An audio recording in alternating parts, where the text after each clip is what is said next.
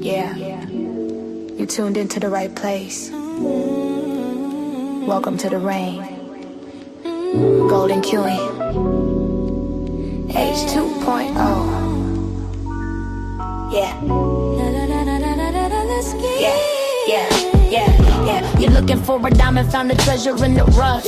Tired of all the noise, cause you finally had enough. I'm here to build a movement on a mission for the nation. Dropping gems of knowledge, killing all the hesitation. We fighting for the truth, yeah, we fighting for what's right. Building unity and shining up a brand new light. It's a variety channel, but the vision's crystal clear. Pushing us all forward, conquering the doubt and fear. Welcome to the Queendom, H 2.0 on your screen, where the content's real and smart and funny in between. This is more than just a stream, it's a platform for the change. Time to elevate the game and rearrange. If you're ready for a vibe that you can feel and trust, joining in the movement is a definite must. This ain't just another channel talking smack behind the screen. It's a spotlight for the creators, building up a better scene. Spreading radical love, that's the message in the code. Helping everybody carry up a heavy load. From social justice issues to the laughter that we need. Planting seeds of progress, watch them grow from just a seed. This is authentic, this is raw, this is everything you saw. Welcome to the battle that is truly being fought. Ooh, so come with your respect and see the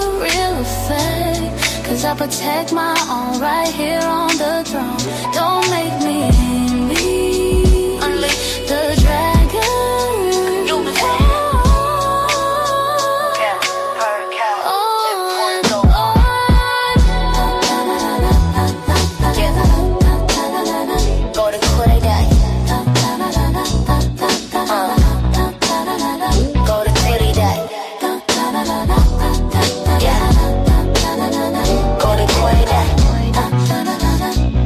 Subscribe, ring that notification bell. Yeah, you don't wanna miss a thing. Welcome to the family. Yeah.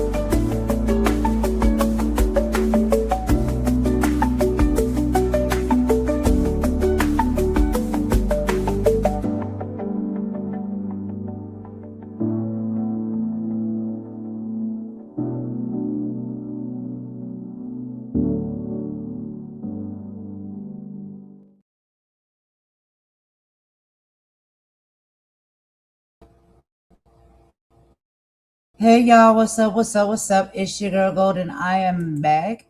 We got another video to get into, y'all. I told y'all I would be back this evening. And so I got a few things we're going to discuss. And of course, we're getting back into our political sector, y'all. We got to talk about a few more things that I seen come across the timeline that we really need to go over, okay? So right now it is about 8:30 p.m. and it is cold outside and there's snow outside. We're on the Eastern time, the United States and the Carolinas. I hope you guys are having a good morning, afternoon, evening, or night in whatever respectful time zone y'all are in. And I hope the weather is good there for y'all as well, because child, it is freezing here. I have not been outside all day. I have not wanted to go out. There is snow out there, and my son is excited because he wants to go out and play, child. But I was like, yeah, I don't think we'll be going out there today.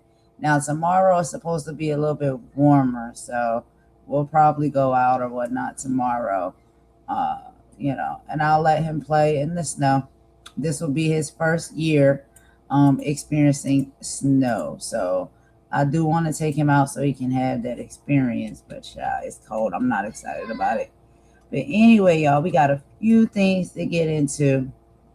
So we'll be talking about on tonight's docket some things going on with the FBI Director Kash Patel. Okay, and he is saying basically that the FBI had probable cause for the Georgia election probe. We'll be listening to a news report about that from Fox News.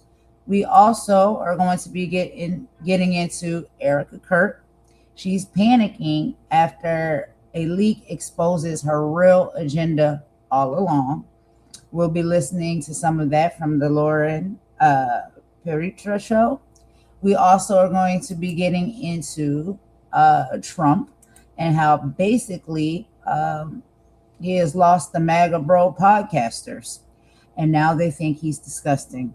So we're going to let our girls from I've Had It talk to us a little bit about that. And then we also going to hear a report from MS Now, coming from Donald Trump's niece, who is speaking on Trump and saying that he can't let anything go that paints him as a loser, basically telling us a little bit more about his characteristic traits, his personality, and why he is the way he is and moves and operates the way he does. Of course, she would know, a close family member that has spoken out over the years against him and about him for his nasty work. Okay, so we are going to go ahead and get into that in just a moment.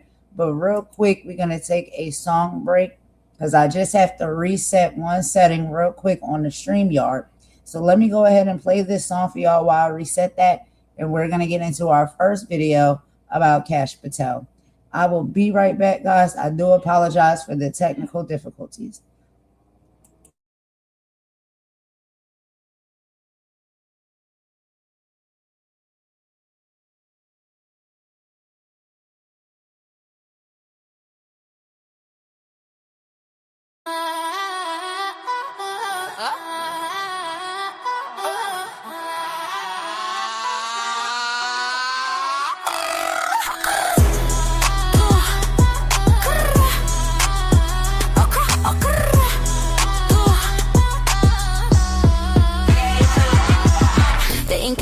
On the bill is looking faded and frayed. The fourth estate is corporate owned and heavily paid. They're trading in the facts for a narrative fabricated. If you leak the truth, you get deleted and degraded. Look, the teleprompter's glowing with the scripted out deception. A digital infection to manipulate perception. They steer the conversation in a singular direction while the First Amendment's dying with no hope of resurrection. It's a manufactured crisis, yeah, they're selling us the fear. Whispering the lies until it's all the people here. They call it fact checking just to keep the vision blurry while they bury every whistleblower in a frantic hurry. Silence in the streets, silence in the booth. A total moratorium on anyone with truth. They're tearing out the pages, yeah, they're burning down the fence. A war against the people and against our common sense. It's the sound of the silence. It's heavy and it's cold. It's the sound of the silence. It's heavy and it's cold. Check the independent outlets, yeah, they're catching all the heat. The ones who skip the press release and actually hit the beat. But the algorithms weaponize, the reach is getting throttled. The spirit of the journalist is suffocated bottle. They shadow ban the brave and they platform the fake. It's a psychological game with the highest of stakes. If you don't toe the line, then they label you a threat. Putting filters on your mouth like a suffocating net. They claim they're stopping harm, but they're only stopping thought. Democracy is auctioned and the airwaves have been bought. The gatekeepers are frantic, they're losing their control. So they're trying to put a padlock on the collective soul. They're cutting the wires, they're pulling the plugs, treating the seekers of truth like the thugs. From the boardrooms to the courtrooms, the pressure is rising. The death of the discourse of what they're devising. The spark in the dark is a beautiful thing. Let the bells of the rebels and dissidents ring.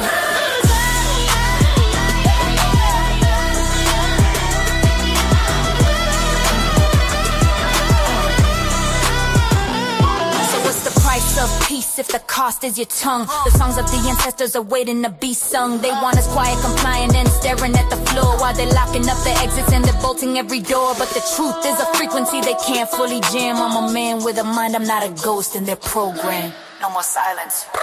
The loudest thing in the world is the truth they try to hide. Keep the mic on, keep the eyes open. Keep the eye cameras on.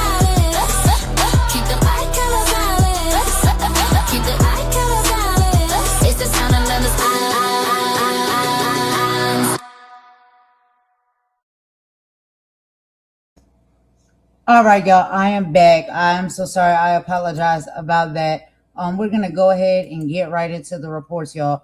So the first video that I want to show you guys is going to be coming from Fox News, and again, this is going to be reports on Kash Patel and how he's saying the FBI had probable cause for Georgia election probe. Let me give y'all a synopsis of what exactly is going to be discussed. And so FBI Director Kash Patel officially confirmed that the Bureau executed a search warrant at the Fulton County Election Hub. They hauled away over 700 boxes of 2020 ballots and tabulator tapes. Now, Patel isn't backing down. He just stated that the FBI has probable cause to believe that the federal records laws were violated. He's pointing to Section 20701 of the Civil Rights Act, claiming that the election officials failed to properly preserve registration records. But here's the kicker. The 2020 election was over 5 years ago. Democrats are calling this retributive law enforcement, but Patel insists that it's about cleaning up the system before the 2026 midterms. Is this a legitimate investigation, or is this a tactical move to seize control over Georgia's vote? We also going to be getting into, like I said, Erika Kirk panicking over these leaks. So we'll have to talk about it. Erika Kirk, who has taken the helm of Turning Point USA after the tragic loss of her husband, Charlie Kirk, there are reports now swirling that she is in a state of panic after a massive leak. This isn't just a rumor. Leaked audio from a private Zoom call released by Candace Owens allegedly exposes a real agenda that differs from the public-facing mission of her organization. Critics are saying the leak reveals a focus on optics and power shifting rather than the grassroots movement. We'll look at whether this internal strife will derail her recent endorsement of J.D. Vance for 2028. Also, the MAGA Bros podcast revolt. This might be the most surprising development. The manosphere is in meltdown.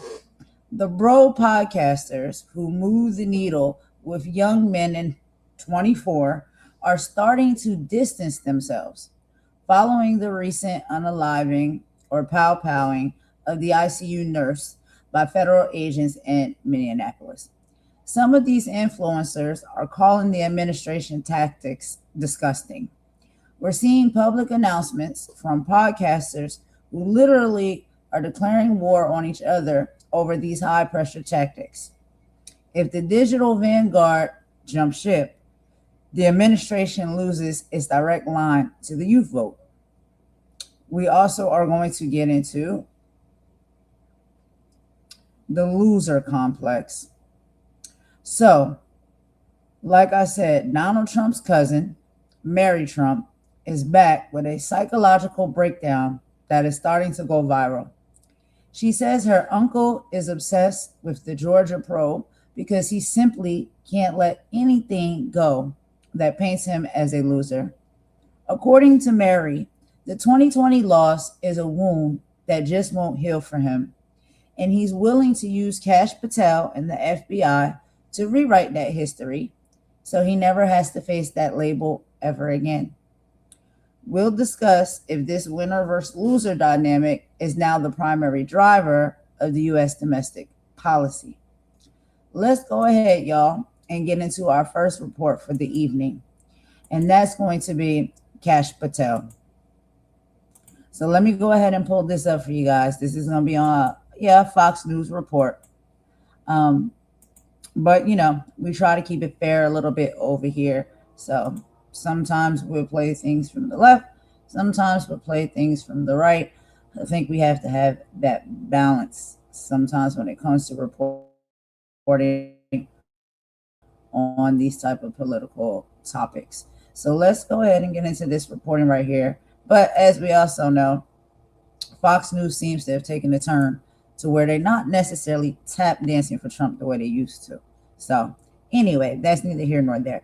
Let's get into this report, y'all, and I will meet y'all in the chat per usual.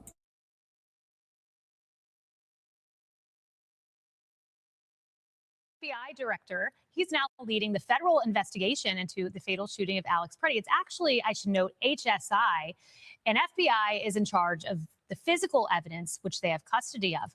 We spoke with FBI Director Kash Patel about this and a whole lot more, like a decline in homicides. And get this, mass shootings and school shootings across the country. Now, the controversy about the Biden's FBI Arctic Frost, that's in there too, and a trophy that this team awarded themselves. Plus, the new probe into the election offices in Georgia that were searched this week. We taped this interview earlier in the week. Take a look. Let's bring in FBI Director Kash Patel, who joins me now. Director Patel, I want to start with the news, and the news is out of Fulton County, Georgia. I know this is an ongoing investigation, but the FBI on Wednesday did obtain a search warrant to look at this Fulton County Election Hub to access physical ballots, electronic ballot images, and voter rolls. Is there anything you can share at this moment? Hey, Kaylee, it's great to be with you. Look, like any other investigation, the FBI follows the facts and the law, and President and the Attorney General have given us clear mandate to reduce crime in this country and investigate anything that rises to the level of probable cause. And what we did, the FBI, with our partners at the Department of Justice, the AG, let out on an extensive effort to conduct interviews and an investigation, which led us to a probable cause to be delivered to a judge who found probable cause for us to execute that search warrant, which you saw and the nation saw yesterday. And what we did was what we do in any other investigation. We went in there, we followed the rules of the search warrant. The FBI and the DOJ went in and collected numerous pieces of evidence that the judge authorized us to collect. And what we're going to do next is go through the voluminous amounts of information collected and continue our investigation. At this point, there's not much more I can say publicly because we have to go through a lot more material, but it was predicated upon a finding of probable cause by a judge in Georgia. Well, we'll continue to follow it. I want to move to the fraud that we have seen in Minnesota. Saturday in America has been all over this. Interviewed David Hoke multiple times, who's in that Nick Shirley video that drew the nation's attention to fraud in Minnesota. How long has the FBI under President Trump been on this? With President Trump's leadership, he's been on this since day one. And let me rewind you back to the spring or summer of last year where I was on the ground in Minnesota myself. And I know you and your viewers care, as we do, deeply about protecting our children. And the first place we started, the FBI that is what we call with this program, Feeding Our Futures. And we discovered a monumental fraud in Minnesota where individuals in the community and outside the community were fleecing the government for hundreds of millions of dollars. And last summer, we arrested, with our partners at DOJ, 75 individuals pursuant to federal indictments. So that was some of the work that catapulted us into this large-scale fraud investigation that has now captured the nation. And we have not stopped. We've been there since day one, and we're going to continue until we meet it all out.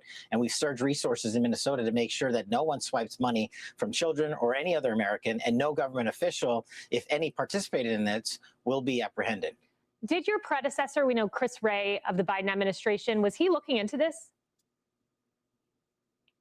I can't speak for my predecessor. I can just tell you the work we've done under President Trump, which is historic levels of reduction in crime across the country. And that includes fraud, not just in Minnesota, but around the country. And it includes heavily investigating and following public corruption for those in elected office that break the law to rob America of their taxpayer dollars. I want you to listen to this for a moment. This is Governor Tim Walz. He has said, that he was cheated. He has admitted that fraud took place, but he's trying to have it both ways. This is him on, I guess, what they call MS Now. Listen to this.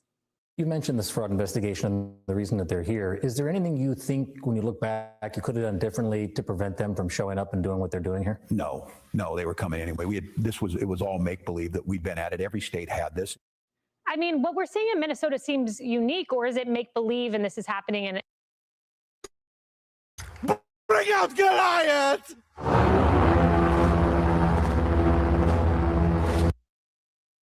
every state and jurisdiction? Well, thankfully, every state does not have this problem. I don't have another statistic to give you where we arrested 75 individuals in one summer for hundreds of millions of dollars of fraud related to a program that's supposed to feed malnourished children in underprivileged families. So I don't know what he's talking about. That's pushing it under the rug. And also, a fraud of this size, there should be state and local authorities alerting the FBI early on and participating in our investigation. We went up there and did it with the federal authorities and the DOJ, and we've continued to ask those in Minnesota and around the country of any information on this to let us know, because this investigation is not over. The size of the fraud continues to be exposed, and there will be more arrests coming. Final question on this. A DHS source has told us that they have located $700 million in bulk cash by Somali couriers going through the Minnesota airport. By way of comparison, just $3 to $4 million goes per year through JFK and DFW. That number was over a 2-year period. Is this something that you're looking into, or is this solely in DHS's purview? This is in DHS's purview, but of course, like any great interagency partnership, Secretary Noem and I and Tom Oman have a great partnership, and we're going to continue to collect information, and whether it falls into their lane of investigation or ours, we're going to make sure we put the resources necessary to expose those involved. So I want to get to the great work of what the FBI does, and it's fighting crime. And by all means, you have been a resounding success. Homicides down to the lowest rate since 1900. Never thought I would see this when I was in Administration 1, the summer of love, they called it. And now look at these numbers. Mass shootings down to the lowest point in 20 years.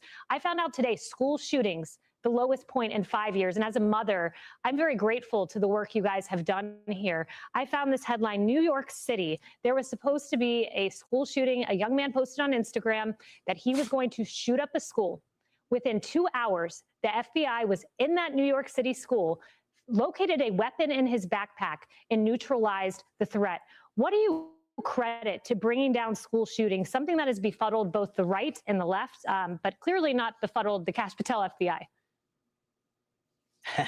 Well, the credit belongs to President Trump for backing law enforcement and giving us the resources and saying we're going to protect our children. You're right. It was a great effort in New York with the FBI and the NYPD and our private sector partners, who are also very important to giving us tips and information about it. And yes, we thwarted it there in New York. Similarly, we did the same thing in Indiana and in Texas. And thankfully, we were able to thwart these school shootings before they happened. And the FBI remains very vigilant in our tip lines. We've had 1,600 tips related to school shootings and possible school shootings last year alone, and we were able to work with our state and local partners. That's the key, Kaylee. We go out there with the FBI, we get with the cops on the ground and our interagency and DOJ partners and say, we are going to prevent this at all costs. And one of the things that we are doing is highlighting the work we've done to protect our children. Just this past year alone, under President Trump's leadership, we have found and identified 6,000 missing kids. That's up 22%. We have arrested, the FBI, 1,700 top child predators. That's up 10%. And the following is maybe some of the most impressive work the FBI is doing. You are very familiar with the nihilistic, violent extremist community online, preying on our kids, forcing them to maim and mutilate themselves, and even sometimes commit suicide. We are up 490% in the number of FBI arrests for the NVE.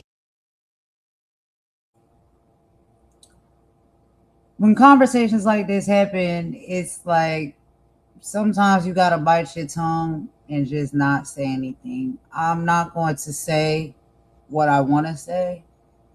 I'm gonna just let it slide. But anyway, let's keep going, y'all.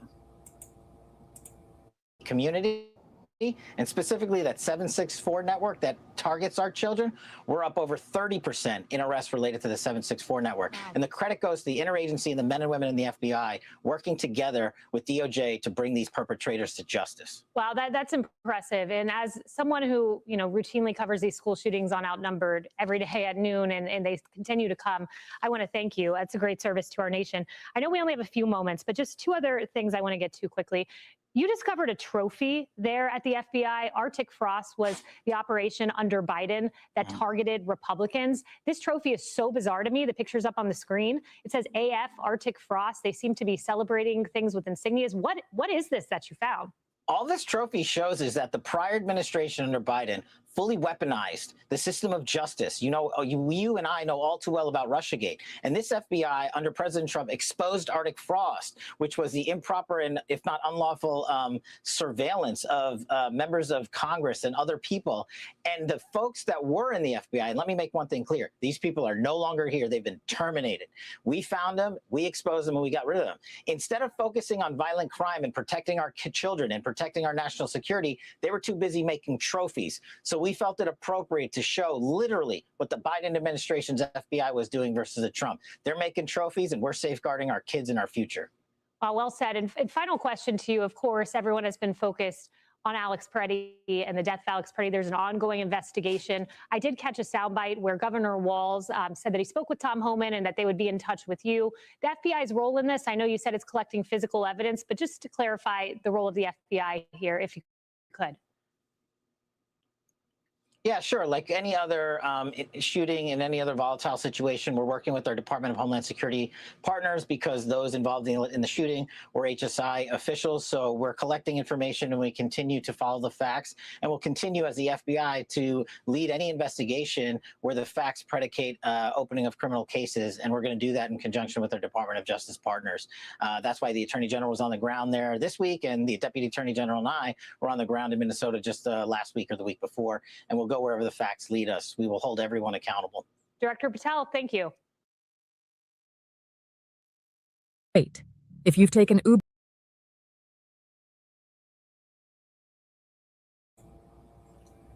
All right, y'all. So that was just a brief report there, you know, from Kash Patel, as we could hear. I can't say too much, right? I can't really say everything that I want to say. But I want to show y'all another video really quick, okay? Give me just a second to get this one up on the screen for y'all. I want you to just see, like, there's definitely a difference sometimes in what is being talked about and how it is being talked about on different platforms. But, you know, I'm trying to keep it fair. So we know we listen to Fox. Certain things come from Fox, and it's like, it can be very questionable, but I want y'all to hear this other report. So let me get this one up on the screen for y'all. Give me just a second. Hold on.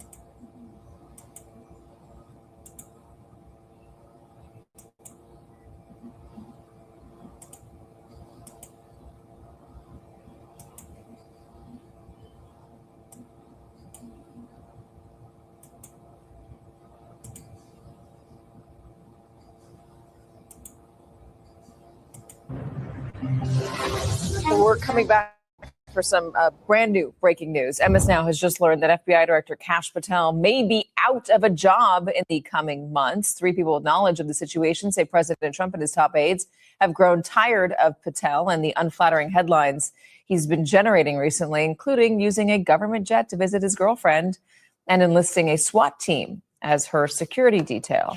Joining us, MS Now Justice and Intelligence reporter Ken Delanian and MS Now White House reporter Laura Barone Lopez. Both of them broke this story along with Carol Lenig. Ken, give me more. Well, Katie, I should say, first of all the qualifiers apply here. With Donald Trump and personnel decisions, you never actually know exactly what's going on. But we are being told that Kash Patel, the FBI director, is on increasingly thin ice. And the president is considering replacing him by the end of the year with Andrew. Okay, hold on, because this one escalated fast. 1 minute, Kash Patel is doing interviews and brushing off criticism. The next, you've got multiple reporters saying the White House is quietly losing patience, Congress openly challenging his explanations, and federal judges pushing back in a way that makes people inside Washington noticeably uncomfortable. And when judges start doing that, it usually means something deeper is going on. Let's start with the part most people gloss over. This isn't just about bad optics or awkward headlines. This is about trust, credibility, and whether the FBI director is telling Congress the full truth about why some of the most sensitive documents in recent history are still locked away. According to reporting from NBC News, Free people familiar with the situation say President Donald Trump and senior aides are increasingly frustrated with Patel. Not furious, not panicking, but tired. And in Trump world, that's often worse. The frustration isn't just political. It's personal, practical, and reputational. The complaints range from headline-grabbing behavior, like using a government jet to visit his girlfriend and arranging a SWAT-style security detail for her, to something far more serious. Patel repeatedly getting ahead of investigations on social media, tweeting details before the rest of the government had signed off. That includes commentary tied to the Michigan terrorism case and the aftermath of the Charlie Kirk assassination attempt, moments where federal officials typically move with extreme caution. Behind the scenes, Justice Department leadership has reportedly been irritated for a while. Pam Bondi, Todd Blanche, people who don't usually air disagreements in public. They've denied tensions outright when asked, but according to reporters, that denial hasn't stopped the annoyance from building. And now, sources say the White House is starting to feel it. The former Attorney General of Missouri, who is acting now as co-deputy FBI director, along with Dan Bongino. And it's for all the reasons that you just said and others. The use of taxpayer resources, the flying his girlfriend around, including related to the Charlie Kirk assassination and other investigations, that terrorist attack in Michigan, where Patel got out in front of the investigation and tweeted about the arrests before the rest of the government was ready for that to happen. So Pam Bondi and Todd Blanche of the Justice Department have been annoyed with Patel for a long time, although they've publicly denied it when others have reported it. And now it's increasingly clear that the White House is as well. Now, our reporting this may actually enhance his job security, right? So it's hard to know exactly what's going to happen, but that is the reporting at this hour, Katie. Yeah, no, we have seen situations where when it comes out that somebody is being considered for removal in order to prove that Here's where things get interesting. The name being floated as a possible replacement isn't random. Andrew Bailey, the former Missouri Attorney General and now acting co-deputy FBI director alongside Dan Bongino, is someone Trump allies see as steadier, quieter, and far less likely to generate the kind of headlines Patel keeps attracting. That doesn't mean Patel is gone tomorrow. With Trump, personnel decisions can flip overnight. But it does mean Patel is on thinner ice than he's been at any point since taking the job.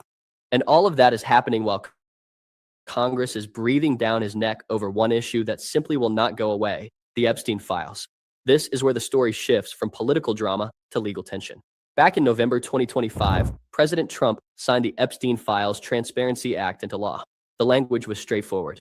The Department of Justice and the FBI were required to release all Epstein-related records within 30 days. Not selectively, not eventually. Within 30 days. When that deadline passed, what actually happened was underwhelming. The DOJ released a small batch of documents, heavily redacted. Less than 1% of the total material made public. The vast majority stayed sealed. Members of Congress noticed immediately, and they started asking questions. Kash Patel's answer was consistent. He told lawmakers that court orders prevented him from releasing the files. Judges, he said, had ordered the records to remain confidential. His hands were tied.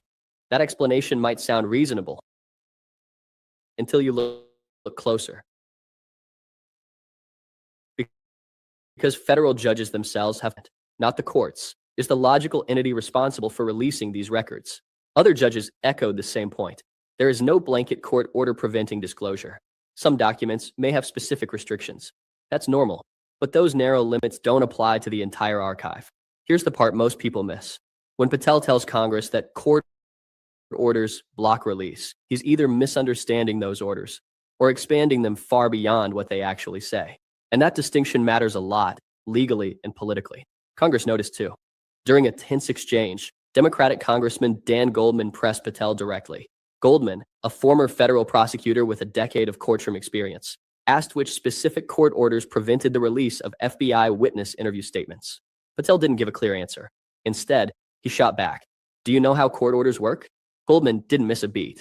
He responded calmly, yeah, I was a real prosecutor for 10 years. That moment landed hard in the room, not because of the sarcasm, but because Goldman then explained in detail what the court orders actually say and why they don't justify withholding everything.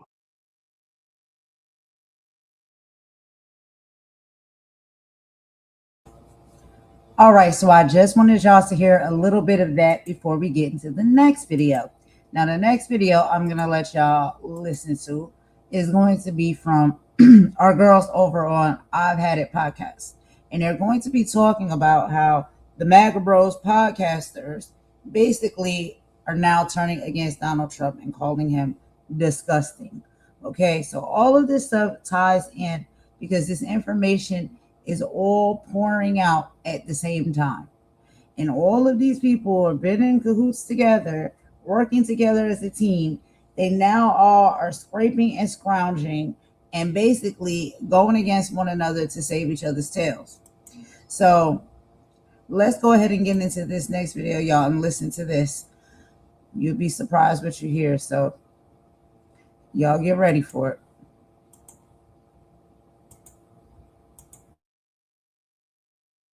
All right, Donald Trump is bullying and harassing his supporters online, and all historians and scholars that we've spoken to tell us that autocrats have particular disdain for their supporters. And here's case in point. Main post, this is insane. Trump PAC is threatening supporters with ICE raid if they don't donate. So here's an email from Pudding Boy, whose brain is totally cooked. I reached out last week about my citizens only survey. Your file says you're a top MAGA patriot, but my records to my survey still say response pending. Don't tell me you're an illegal alien. That cannot be true. This is your final moment to prove me wrong. Please. And then it's like, are you a proud American citizen or does ICE need to come and track you down?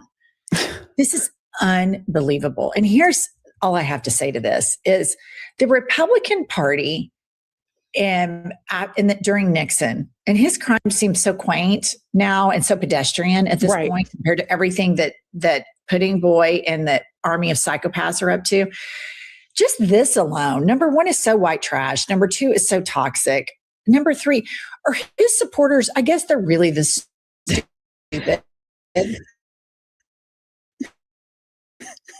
You know, like if you throw in, like, could you imagine if Obama sent something out like that? Could you imagine if Kamala Harris or Joe Biden sent something out like this? No. Could you imagine? And then all of these corporate TV channels have all of these people on who sit there and act like Donald Trump has decorum or he just has a different governing style. And it's like, he is an unhinged, toxic psychopath surrounded by even more unhinged, toxic psychopaths, because at least maybe there's a little bit of cover that like, okay, he's got dementia. Right. Stephen Miller doesn't. Right. JD Vance doesn't. They're just hateful and psychopaths for sport. Well, here's the thing. You know who else held Nixon accountable? The press. And that's why he's systematically dismantling the freedom of the press. I mean, look no further than Laura Loomer is now a credentialed agent at the Pentagon. But my thing is, where is this money going? He's a lame duck. He's termed out. So this is a clue as much as anything he's done. I'm sure it's going into his pocket, but it has to go somewhere before it goes there. And he's acting like he's campaigning again. That's my thought. We need to get all money out of politics. I mean, elections should be publicly funded. This is the amount you get. This is the amount you get. You have 2 months. This permanent campaign, raising billions of dollars, grifting your supporters, emotionally blackmailing them. Are you an illegal alien patriot? I mean, it's so juvenile and so ridiculous. I just cannot believe that we have to get on this and talk about this, that we have to get on our YouTube channel and talk about him sending these toxic emails to his supporters. And you know what? I bet a bunch of people donated. It's just insane. I'm not an illegal alien. I don't want him to think I'm an illegal alien. All right. And so obviously a lot of people are late to the party on this. A lot of people during the last presidential campaign got intoxicated by Trump's campaign. They got intoxicated by the fight photo, which I'm now going to go on the permanent record. I think he totally staged the assassination. I've watched it. I think he staged it. They lowered the flag. They let the press go in. I think he staged the whole thing. That's just my opinion. Maybe I'm going blue and on. I don't care. Fuck it. We're in the middle of Trump's 2.0. But a lot of people like Andrew Schultz fell for all that crap. And Donald Trump is a lot of these guys' idealized form of masculinity. And they submit to him. They're submissive to this man. They don't stand on anything on their own. And he is so objectively deranged, objectively not for democracy, objectively a Nazi fascist show. So even these guys who on their channels just couldn't promote him enough and bought into all of this, crap that he's so, wants to make America great again, which is objectively a threat. Now it's, Monday morning quarterback, play the clip. Every time something horrific happens, they keep going, but look at the pedophiles we got. Look at the murderers we got. Look at all the violent criminals we got. I looked at the numbers. It's 5% of the people they deported are violent criminals. Yes. There's probably more pedophiles in the Oval Office. Exactly. Exactly. If you bring up another fucking pedophile about deporting and you're not releasing the Epstein list, just shut the fuck up, all of you. Yes. I don't want to hear anything else about, we got to deport the pedophiles. They're right here. Mm-hmm. Yeah. They're right here. They're a list of them, and you're not exposing it. Pumps. I love him saying that because this whole manosphere and all these conspiracy theorists were obsessed with the Epstein files. And now you see some trying to give cover, it's Pam Bondi. Oh, well, we want to protect the victims now. It's all bullshit. They want to protect him. So this is part of the splintering on the Epstein files, which the two things that seem to have harmed him the most politically are the Epstein files and what is happening with ICE and someone that's so for Trump 2.0. This gives me some type of optimism, albeit limited. But then he goes on to say in that same podcast, this about ICE. Kylie, play that one. About what happened in Minneapolis. ICE murdered an American citizen in cold blood, and then the Trump administration. Yeah. That's it. Yeah. Plain and simple. Yeah. I see the administration trying, and it's fucking disgusting. Yeah. It's like they didn't even have a moment where they're like, hey, we're reviewing the footage. We're going to try to see what's really happening. All of them, Trump and all the cronies, put out collective statements that immediately blamed an American citizen that was exercising his First and Second Amendment rights. Right? He has the right to protest. He has the right to carry a firearm. He's a legal gun owner, right? Mm-hmm. There's no question about this whatsoever. And the administration immediately comes out and they try to gaslight the public, which you cannot do when we have 15 different videos of what happened. Yes. And that is what they do, though. But what I have to say about this is I sometimes can be like, which is not helpful. And so I just want to say this out loud because I know a lot of our listeners are probably thinking what I'm thinking right now, like, fuck Andrew Schultz. When it mattered to have conviction, you didn't. You propped up a guy who this pedophile stuff and all of these people wasn't new. Mm-hmm. And you just thought it was the Democrats at the time. But the rest of us who read objective news knew that he was in the middle of them, that he was friends with Jeffrey Epstein, that it was under his DOJ that Jeffrey Epstein committed, quote, suicide. And so I want to say, fuck you, Andrew Schultz. And so I get how any listener feels that way, but cooler heads have to prevail. And when people arrive at this resistance, no matter where they were during the vote, and that vote can still piss you off. You can have a compound feeling. Like, he pisses me off. He was such a prick to platform him, to get intoxicated on the faux testosterone of this movement and worship a man who wears a full face of makeup every day while he sits there and goes, I weave. And everybody's like thinking it's hilarious. So that pissed me off. But at the same time, welcome to the resistance. Like, this is serious. This is serious. And he has a large audience. And he made perfect sense there. Mm-hmm. Everything he said made perfect sense. And so the petty person in me wants to browbeat him for all the fuckery while Kamala was running against him and he couldn't see how qualified she was and what a better choice she would have been, and just leaned into the misogyny and propped up this criminal dictator that wears a full face of makeup every day. And it still fucking pisses me off just saying it right there.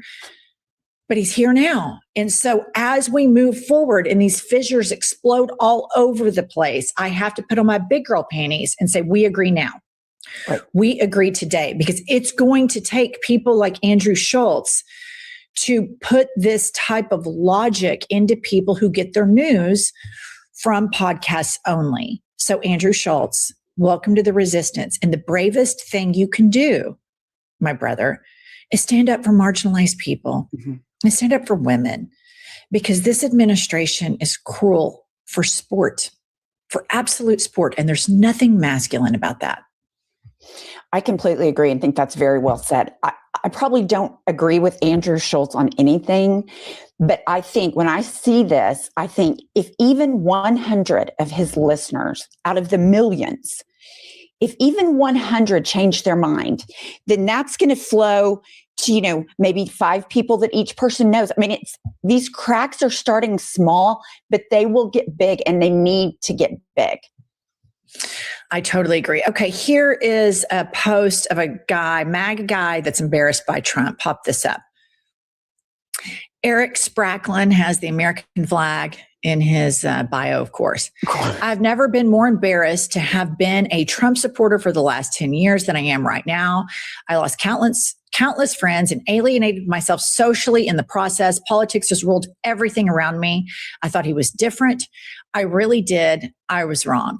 And this is the part that's going to be difficult for a lot of us, that we're screaming at the top of our lungs since 2015 about the dangers of this man, is being warm and welcoming when people realize they supported and were a part of a cult. And it's something that I need to work on personally, because I have so much rage and so much anger towards these people that they willfully suspend critical thinking. They willfully they play dipshit at the end of it. And this Republican Party is supposed to have always been the party of individuality and the party of personal accountability. And yet here we're going to have a lot of people that don't want to be personally accountable for they willfully do not ever let them off the hook. They willfully suspend their moral code, and they willfully suspend their ability to critically think to support this. Now, here's the thing. This is our country, and I can't sit around if people get deprogrammed or people realize he's diabolical and they're like, fuck, I'm wrong. I was totally wrong about all of this. You guys were right. I cannot, and none of us can, take these I told you so victory laps. It's not helpful. It's not productive, albeit it's as tempting as all get out. It really is. But it's going to take all of us to get our country back. And if we can survive this, it's going to take years and years and years to rebuild the wreckage that he's done. But all right, y'all. So we hear a little bit of this conversation now. And so I don't know if anybody's familiar with, Andrew Schultz and the podcast that they have over there. It's not one of my favorite. I don't necessarily listen to them. I've heard some of the things that they have said before on the podcast, like clips and things like that, and seen some episodes. And I don't really necessarily care for them. They're not my cup of tea, but they may be someone else's. But I did want to play this next piece of audio for you guys, because we do see that there's a lot of people that are switching up. We do see there's a lot of people that seem to be jumping ship, and now all of a sudden their talking points are going in a different direction. And I don't really know how to feel about that. I feel like, yeah, change is possible. I think, we have heard the infamous MAGA Minaj say that people get to change their mind. But I do just believe that, all of this is a little performative to me when it comes to certain groups, because of just how hard and 10 toes down they were when Trump was saying the things he was saying initially and moving the way he was moving initially. And then it's like now all of a sudden people are, oh, it's so disgusting. Oh, no, we can't tolerate this. Oh, no, he's a nasty piece of work, but he has been that way. and he told people exactly what his intentions were and what he wanted to do. And a lot of people just laughed right along with it. You know, they didn't care. It's almost like they were on board as well. And so I want y'all to listen to this part of the conversation from the sit down from a year ago with Andrew Schultz and Trump. And this is a conversation at this point of the podcast where they were talking about immigration. I want you to listen to exactly what Trump was saying. I want you to listen to what their response was to that and their actions and their energies. Just listen very closely. All right, here we go. We are a nation in decline, whether you like it or not. I hate hearing that. I know. I hate that it. hurts me. That hurts me. As a proud American, well, what you like though is, but we're going to be greater than ever before. So that's, I think, the messaging that I think. Yeah, I think that's really nice well, that's to hear. my ultimate message. But you can't avoid the fact that we've allowed 21 million people into our country in the last 3.5 years. And I don't know your persuasion. I don't know if you guys are liberal or what, but nobody can be happy with 21 million people openly walking into a place we don't know. And it was released last week that 13,000 of those people are murderers. 13,099. 13,000 of those people are in prison. They're incarcerated for murder, and they let them out. I think you have support on this, though. I think everybody, tremendous support, regardless. I think I'll let you know. I'll let you know on November 6th if I have support. But the day after the election, I don't think November 5th, the most important day.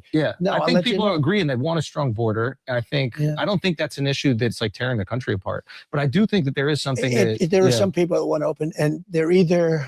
But they're like politicians that are getting some sort of reinforcement through this. The average American, I don't think, is going. Well, we they hate need our an country. open board. I think only a person that hates our country, actually, maybe it's a down deep hatred, can want open borders. So we took in more than 21 million people in the last 3.5 years, and we have no idea where they even come from. They're terrorists, they're drug dealers. You know, in Venezuela, and it's not just South America, but take Venezuela. They've taken their criminals off the streets of Caracas, which was a very dangerous city. You couldn't walk across the street in Caracas and get a loaf of bread. Right now, it's a safe city. Their crime is down 72%. They've taken all of their criminals, almost all of them, and they brought them into the United States and dumped them. Yeah, that's not ending well. You know where some of them went? To Aurora in Colorado, and they took over the town. They took it over. The whole town? Oh, pretty much, yeah. You know how they took it over? With guns. If they went into the real estate business, like me, I had to go to a bank and borrow.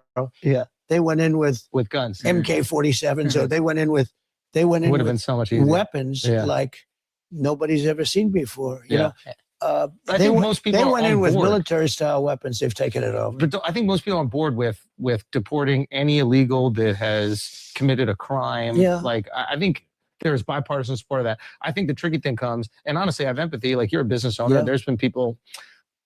I'm not trying to out you, but like there's been people I'm sure that might not have had like legal citizenship that have maybe worked in various businesses. that's true. And it's like, you know, I've definitely been taken care of as a kid by people that weren't legal, babysitters and stuff. So there are people that maybe would like a path to citizenship that I have a lot of empathy for. You have to start with the criminals. Agreed. Okay. Look, But I have maybe, said, but maybe we can. It's very tough. Maybe we can open our hearts a little bit to the I people who agree. are trying to be, All you know, right. good, hardworking And Americans. you know what's going to happen? You're going to be in the midst of this. Now, you know, Dwight Eisenhower was sort of a moderate, General Eisenhower. Did you know that they had 8% generals, president of the United States, 8% were generals, 92% were politicians. And then you had Trump. See, that's a weave. You know, we go off into I like that. Because now I'm like, where are we weaving to? I'm into this. No, think of it, because we're talking about generals, and then you get back onto the general. There you Because go. what I was going to say is that Eisenhower. I like the is a play-by-play moderate. for the week. No, it's good though, isn't Yeah. it great? We go into it. We mention Eisenhower, and then I say he was a general, 8% generals, 92%, and now you go back. Okay, Boom. it's part of the weave. You know? Yeah.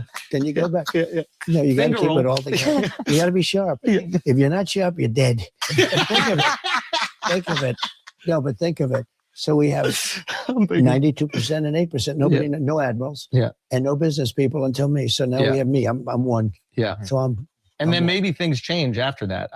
Here's No, I think it will Yeah. change. there'll never be another business person that ever does this. Okay, here's a because question. I've been treated so badly that I think that no person of success. Don't forget, my whole life was deals. Most guys are stiffs. Yes. Like they'll run for office. There's no deal. There's no nothing. You can't get yourself in trouble much. Yeah. You can be a crooked politician, which some are. Yeah. But basically, I do so many deals. I do hundreds of thousands of pages of documents a year, you know, when I'm really in the mood, right? Yeah. And if they find one page, I got myself a problem politically. Yeah. Okay. Look at it. They went after me for years on taxes. Yeah. Years. Yeah. They went to the United States Supreme Court.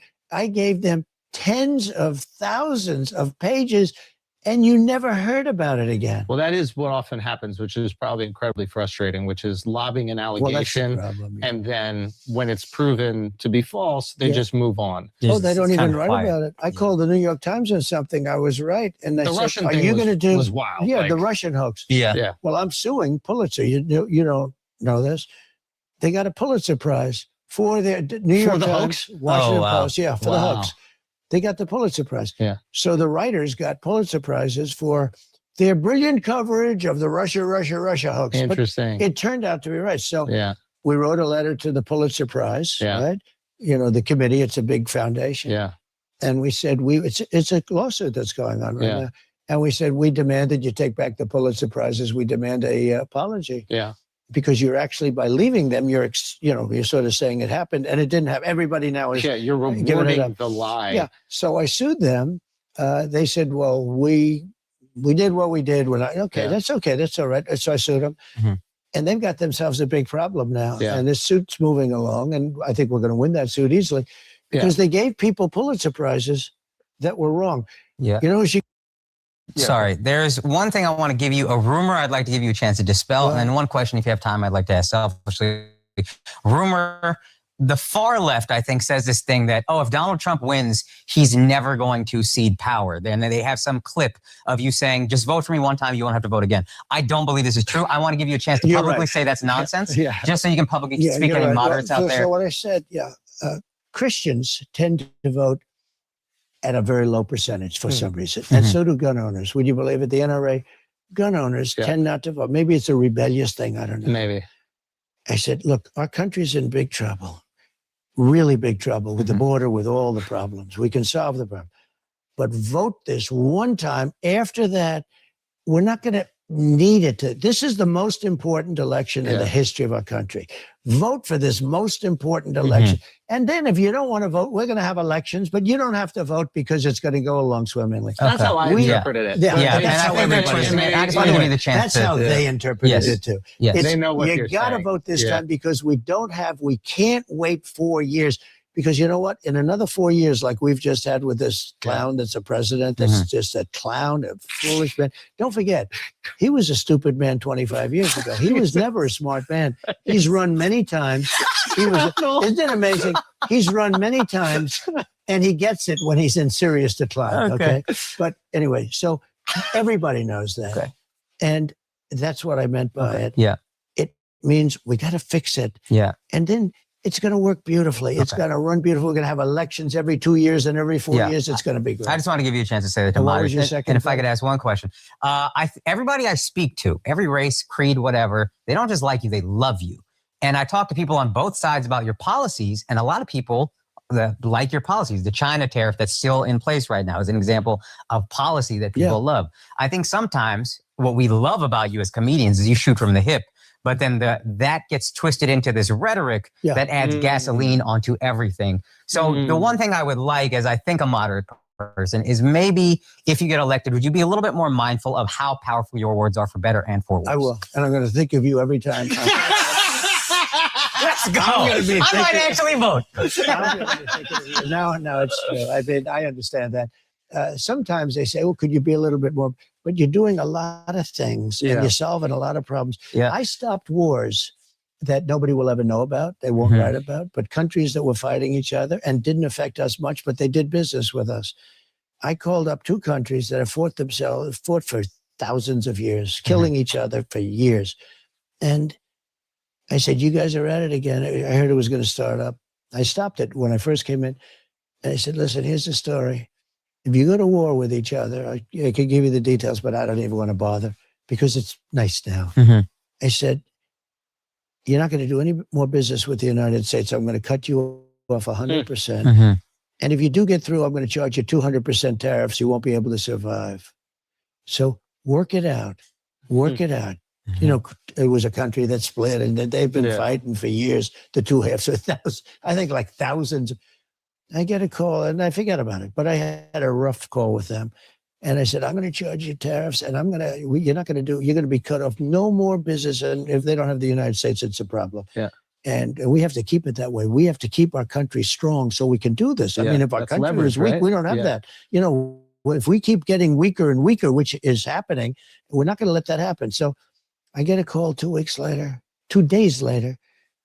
Sir, we've worked it all out. Thank you very much. And I go about my business.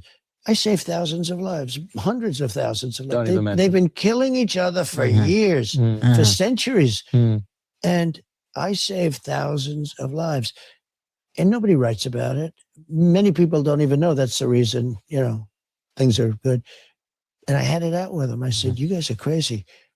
You do that, no more doing business with the United States. You're cut off 100%. You're dead. You're not going to do 10 cents worth of business. And I even said the tariff thing, but the first was actually even more powerful. And that's it. I forget about it. I go about doing my business. 2 days later, I said, congratulations. So what? On what? So-and-so and so-and-so. They're not going to have a war. They made peace. I've done so many things like that.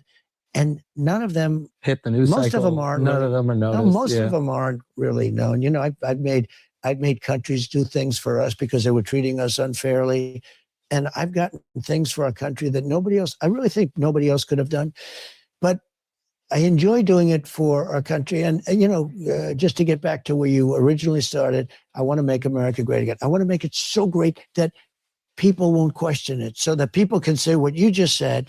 That no, it's great. I don't want to have a question. Why should I or anybody else say, no, it's not great anymore? I don't want to be in that position. I think I want to make it so that when you ask a question like that, we can say, well, it's a great, great country. We love our country, but we can do a couple of little things. I think we need that. I'll put that in our, we want to put that in our basket. I love that. And well, first of all, thank you so much. This is an honor. I would be remiss to not even bring this up. You've said that you want to have peace in these places, not just Russia and Ukraine. It's obviously the Middle East. I know that is a very tough task. I don't think maybe you get enough credit for what you accomplished and your administration accomplished with the Abraham Accords. The Abraham Accords, and they did nothing. Again, Iran was willing to do a deal. I would have had a deal with Iran within 7 days after the election. I actually said, let's delay it till after the election because I was sure we were going to win the election. But all right, y'all. So I just wanted y'all to hear a little bit of that. We're going to go ahead and take a quick song break, and then we're going to get into the Erika Kirk story and why she is in a panic, okay? So we will be right back after this song break.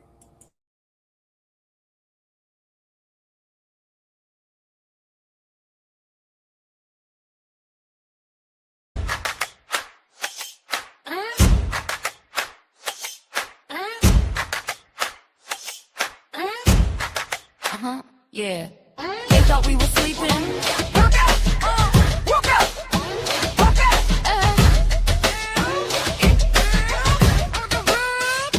Wake up! 1 weekend, no man lost a fox in the DHS. She was playing checkers while we're dealing with this mess. Last spread it in the street, nurse with illegal heat. Holstered in the holster, but they killed them for the feet. Yeah, the surges hitting cities, call it metro, call it war. They're knocking down the Constitution on the bedroom door. Bleep is split. Massey screaming, what's the price? A new one's on the stand, yeah, she's skating on the ice. They stripped the bill, they removed the clause. No safety for the people, they're breaking all the laws. Rocket in the room, yeah, she's looking at the files. Comer's out of time, she's been waiting for the trial. We got boots on the earth, I'm moving through the mist. They want the total surge, we're coming with the fist. Boots on the ground, yeah, the narrative is dead. Trump firing the chiefs while the streets are seeing red. Stay live.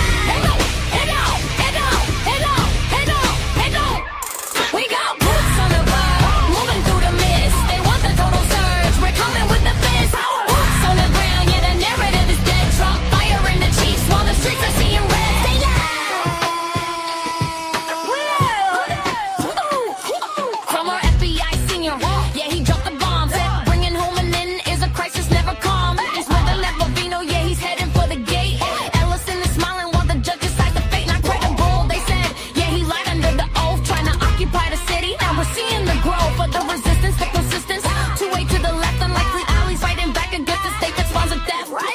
Listen close. Listen close. Listen close. Listen close. They removed the ban on deporting the citizens. The current appearing for the bullets in the prisons. From Indianapolis to D.C., the wall is falling down. They can't stop the movement when we're holding down the town. Got boots on the ground, moving through the mist. They want that total surge. We're coming with the fist. Boots on the ground, yeah, the narrative is dead. Trump fire in the cheeks while the streets are seeing lit. Stay down, lay down, lay down, lay down, lay down, lay down, lay down. The surge is crumbling. We see you. We see it all.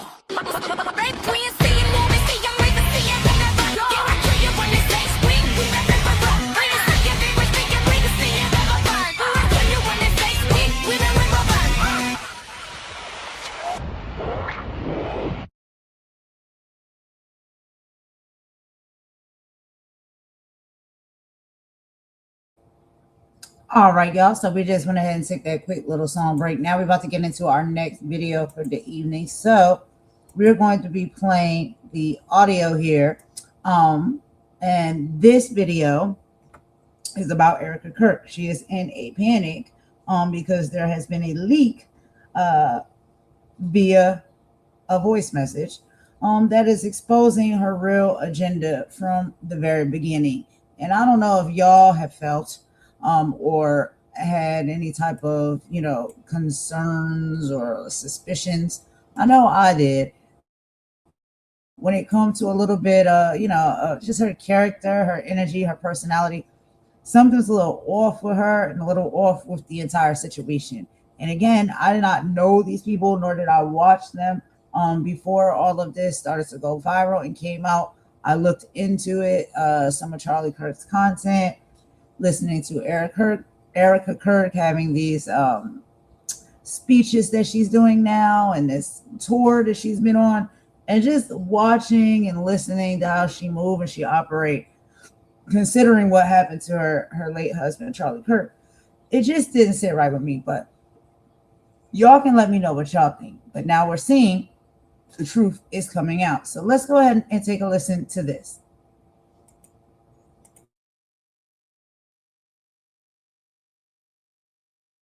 You know what? Fine. Candace Owens, a little unhinged, but she has a point. Wow. I don't even know where to begin. The fact that we were able to pull off an event of a century, it's just insane.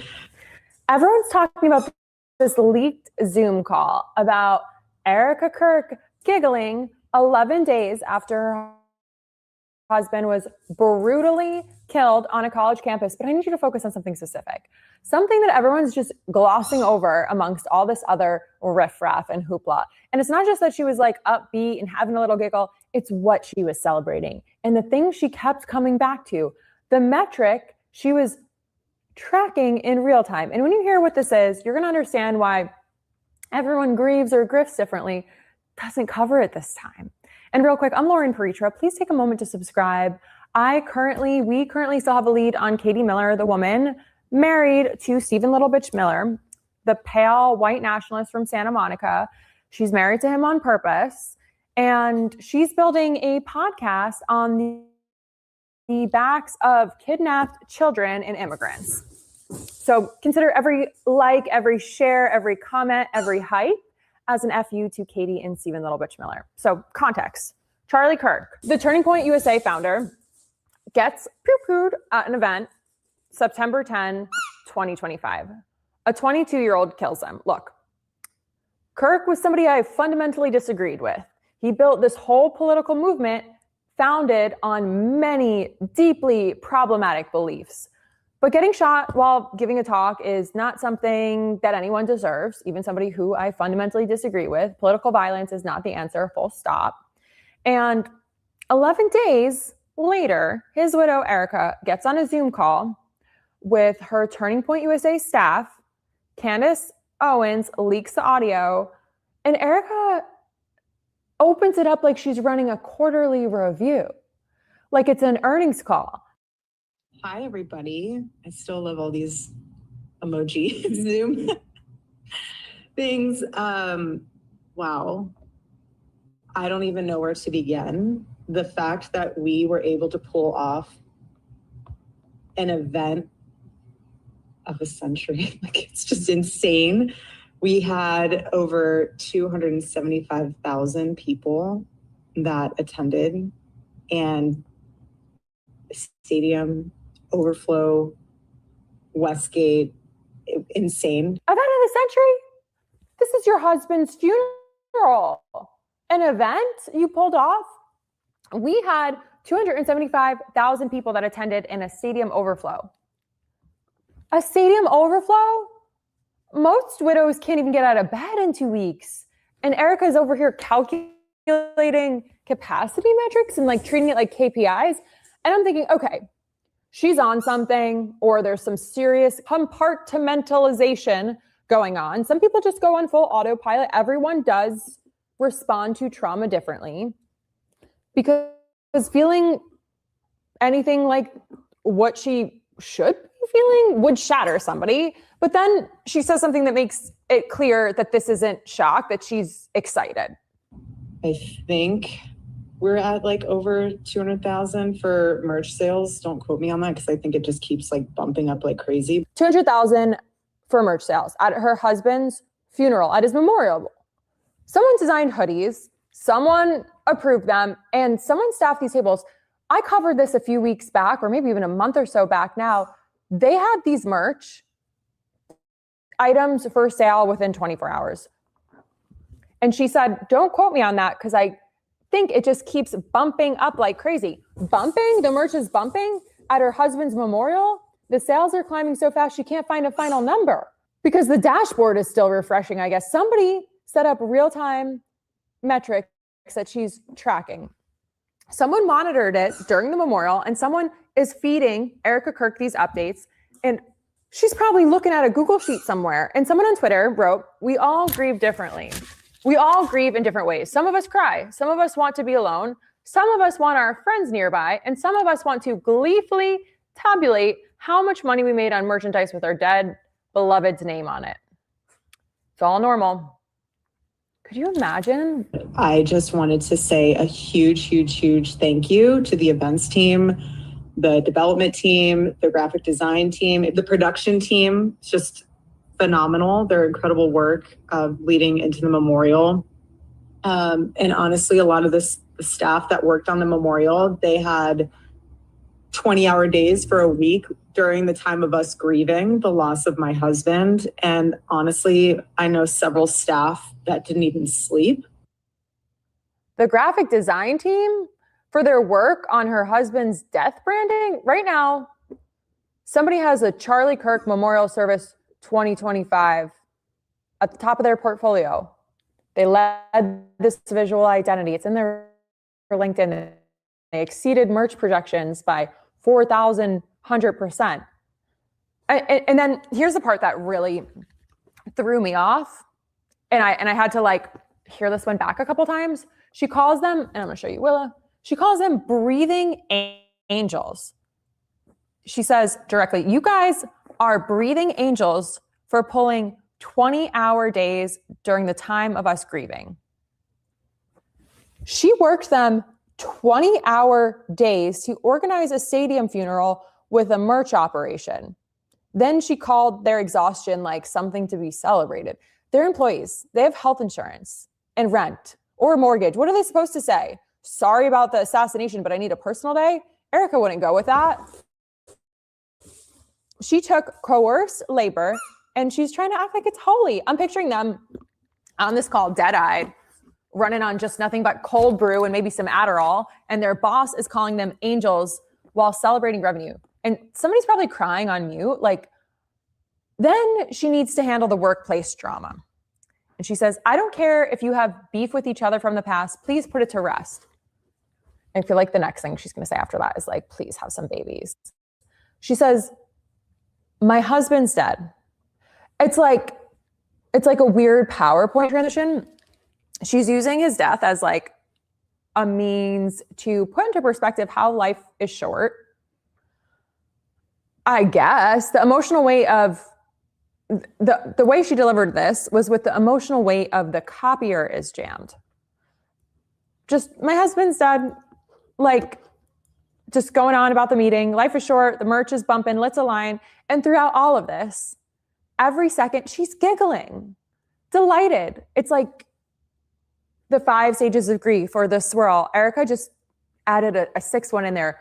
Thrilled about Q4 projections. At no point does this feel like a widow or anyone who's lost anyone that they care about. And defenders are going to say, like, everyone grieves differently, or this is Christian joy. Sure, people grieve differently. Some people cry. Some people can't cry. Some people work. Some people go spiral into the disease of addiction. Some isolate. Some call their husband's assassination the event of a century. Okay. Then they celebrate merch sales, bumping up like crazy. Thank the graphic design teams, working their staff 20 hours a day and calling them angels. What the fuck? And then she's asking to use her dead husband as the workplace squasher of beef. The Christian joy defense. So listen, I'm not one to subscribe to organized religion, but technically when Jesus went to Lazarus' tomb, he wept. He didn't check attendance. He didn't thank the production team. He didn't like commemorate on it with sales of something. He wept.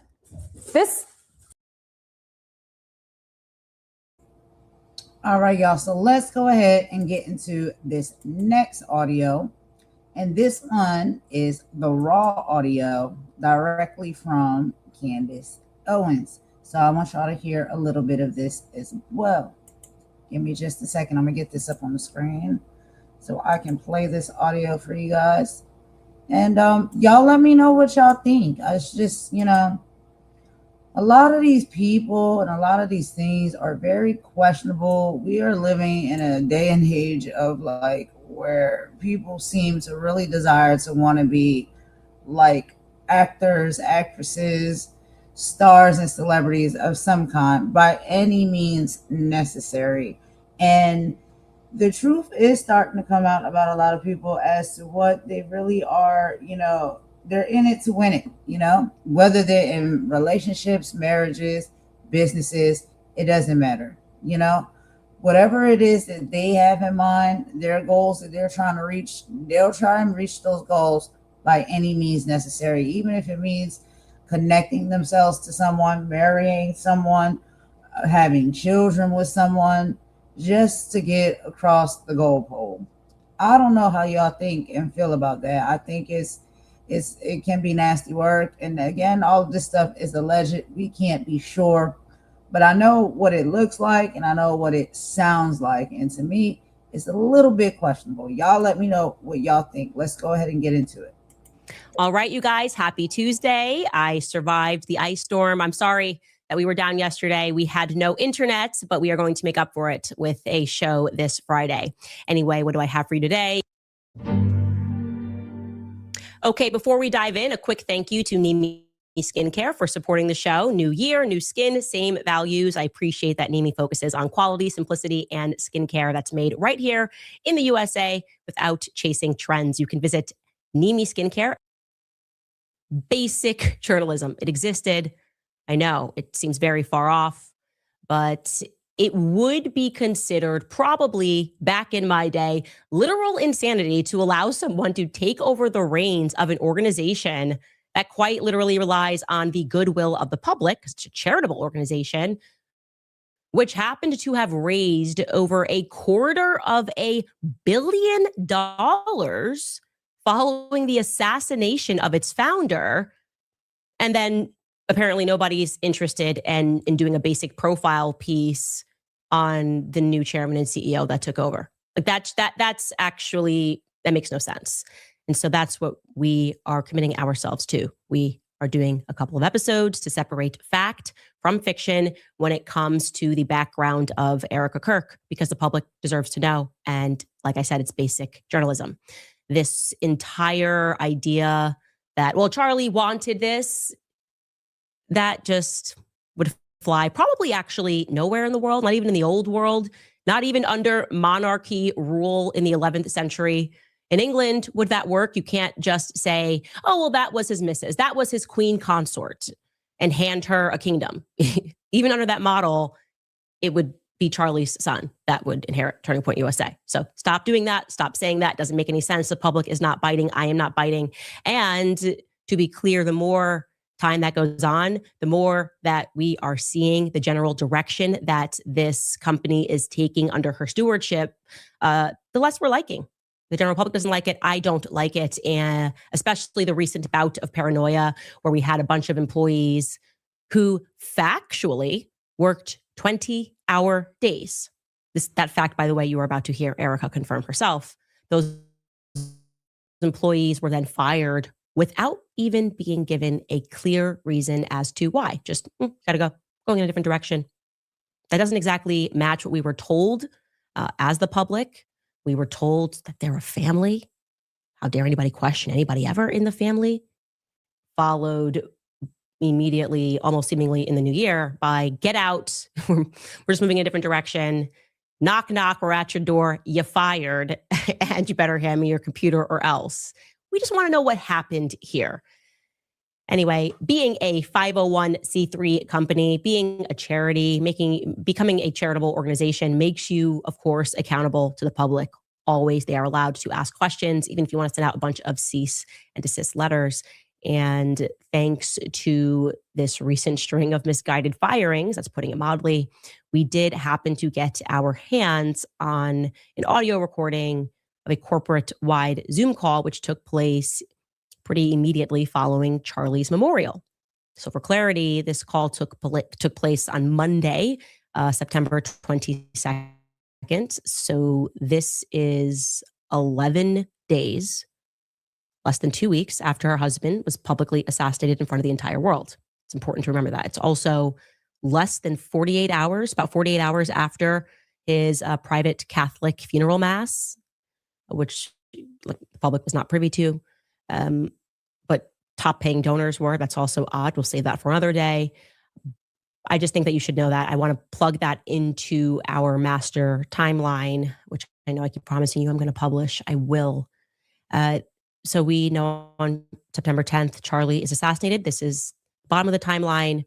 On the 18th, this, by the way, strikes me as odd in the retrospect as I was working on these couple of episodes about Erika. On the 18th, there's 8 days after the assassination, she gave an in-person interview with the New York Times at her and Charlie's condo. Okay.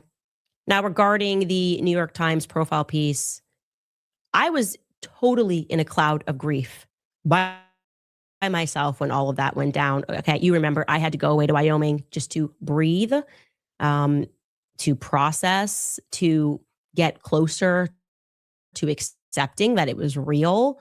I went away for 2 weeks. I didn't really catch the fact that it was an in-person meeting until later. 8 days after his public assassination, and she sits down for a piece with the publication that hated Charlie the entire time he was alive. New York Times was constantly writing hit pieces about Charlie Kirk, or pieces that just were not kind or favorable to Charlie Kirk. So it's an interesting decision. And reading the article, or rereading, because somebody said you should actually go back and revisit everything that transpired in the days after, and you kind of have new eyes, and that's very true. But in reading that article in retrospect, something that I am particularly struck by is the fact that she describes suddenly being forced into the single mother position as the quote unquote least traumatizing thing. Becoming a single mother suddenly, 8 days later, she describes that as the least traumatizing thing. Again, that's an exact quotation. I'll read it. You can see it.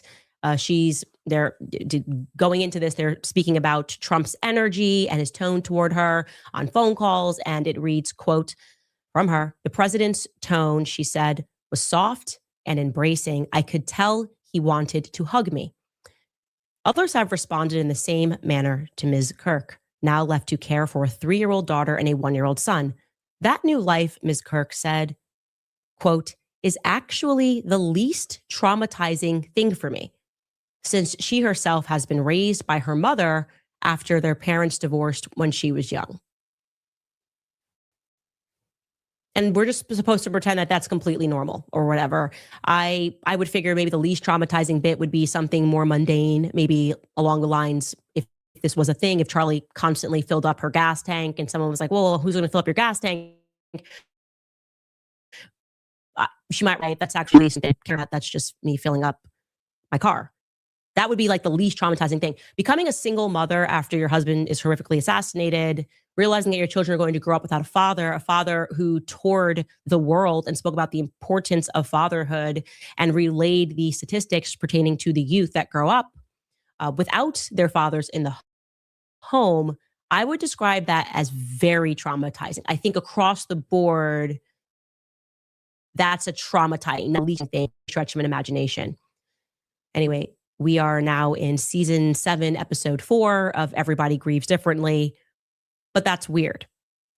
Now, getting to this corporate call again, can we just go back if you want to throw in that schedule again? Sorry, yeah, okay, great.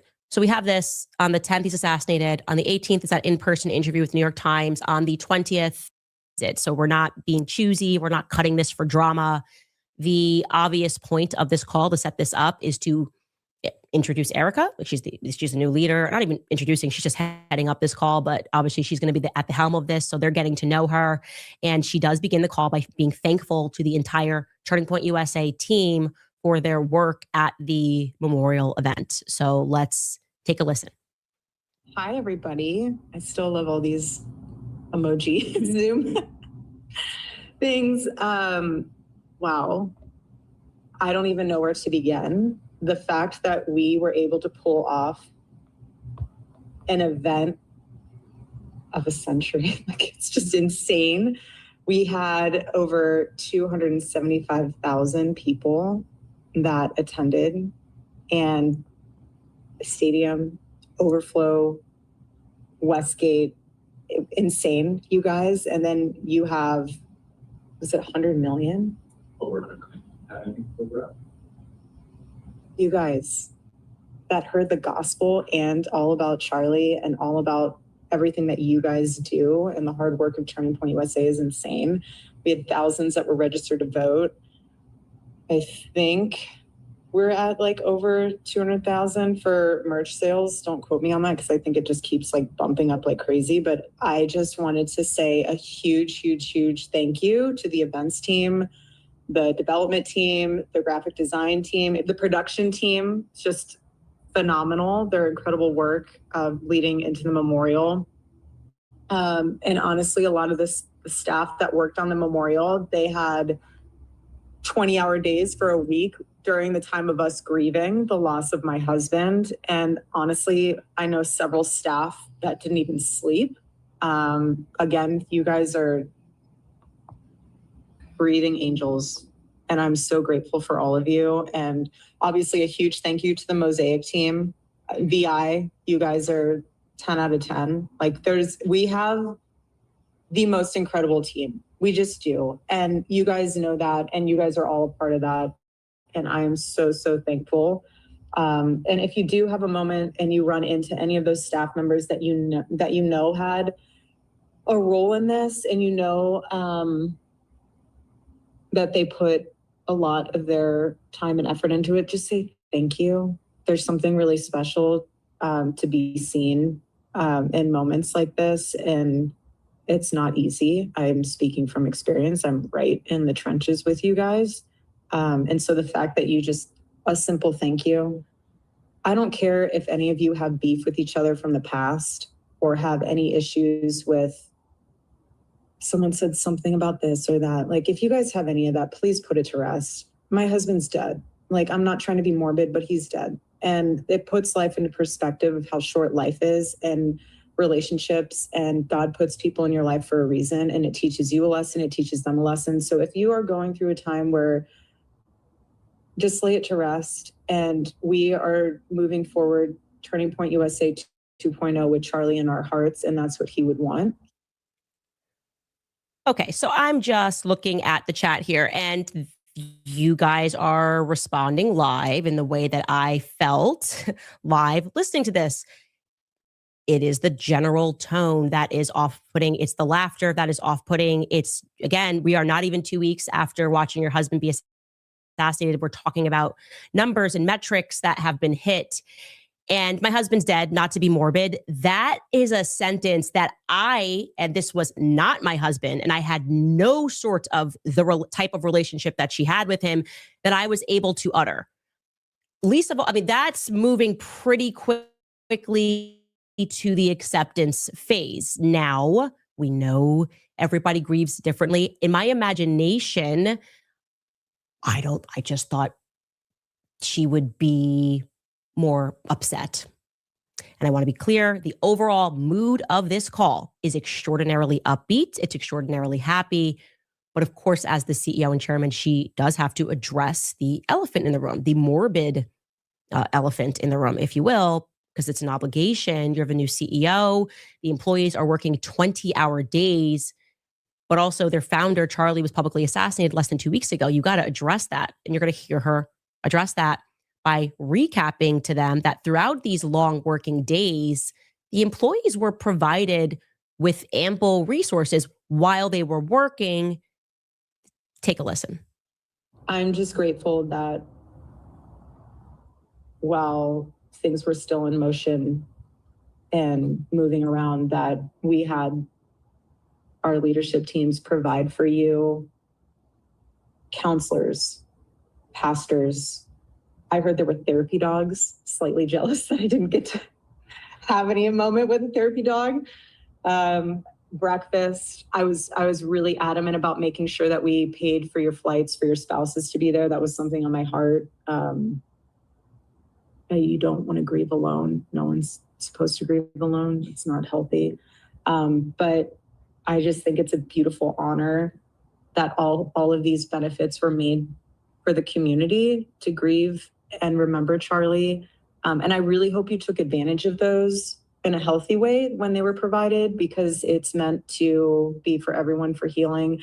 Grief comes in waves. Some days are going to be tougher than others, but take it as it comes. And that's why you have your Turning Point family, and just lean on them and lean on other people in your life that will help you and pour into you and pray with you to get you through it. I say that, though, that if you do need more time to grieve, please continue to use Turning Point USA's network of counselors. We have pastors. I mean, there are so many resources for you.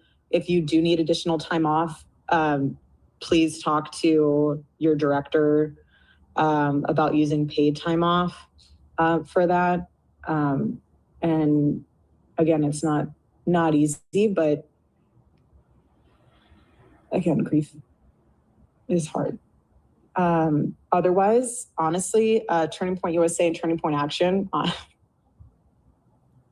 full steam ahead, you guys. Charlie would want us to get back to work, and that's what we're doing. And that's what we did with the memorial. And I'm so honored and proud of each and every one of you, because that's what we're going to do in his honor and in his name. We have so much to do, which is exciting. Charlie in heaven is like, you guys thought you had a busy schedule then, just you wait. And he's doing some awesome things with Jesus in heaven right now, but there's so much work to be done. I mean, since his assassination, we have 100,000 chapter requests. We have 300,000 new donors. That is a blessing in itself. Again, not normal, all God. I think we have 50,000 plus hat orders to fulfill. I mean, I'm saying these numbers because it puts into perspective that we're not just sitting and thinking and looking at the wall being like, what do we do? Like that, there is so much to do. You have over 20,000 AmFest registrations. There's a lot happening there, and none of it is what I would be expecting to happen there. So basically what the employees said to me was that they got onto this call and everyone's exhausted, everyone's been working, and they pull off this massive memorial. And then there's kind of this approach where it's like, well, if you guys need paid time off, like Charlie's in heaven dancing, wanting you to work harder. He's just up there like, you better work, but you can use the paid time off that you have earned, by the way, if you need to grieve more. But imagine you're the employer, you're like, okay, well, this is his wife saying this. So am I weird? Would I be like, I would be pretty weird if I needed to take time off and his wife is saying she's full steam ahead.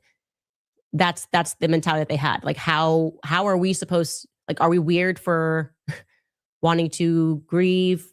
Is that not the vibe? How can we take pay time off when Erika, his wife, is saying full steam ahead? It's very strange. It is even kind of using this idea of Charlie being in heaven, looking down, and the laughter. I don't know. I feel like the rest of you. I feel uncomfortable. And of course, now. All right, y'all. So if y'all want to check out the rest of that video, head on over to Candace Owens' channel and her platform. You can listen to the whole audio from Erika Kirk and Candace Owens' talking points when it comes to that. But I just wanted to play a little bit of it. There is, a lot more actually to be listened to, but we're approaching almost the 2-hour mark. So I'm going to move ahead because I want to get into this last video, and we're going to be listening to the niece of President Donald Trump. And she's going to be talking a bit about his personality traits and why he moves and acts like he operates. And basically from what I listened to, what she was saying is giving, what we typically have learned if you have been in experience with anyone, maybe that's a narcissist or anything like that. It gives a bit of that energy. And it's also, further explanation into, how we see him moving and operating, treating people, speaking to people, what he really cares about and what's important to him, and how he'll stop at nothing to have and obtain these things that he deems important to him. So after we take this quick song break, we will come back with that final video. And then after that, y'all, we will end this live for the evening. I will let y'all go. It's almost 10 p.m. here Eastern time in the Carolinas. And I'll be back possibly tomorrow, or maybe I'll come back the day after that. I may take tomorrow off. I'm not sure.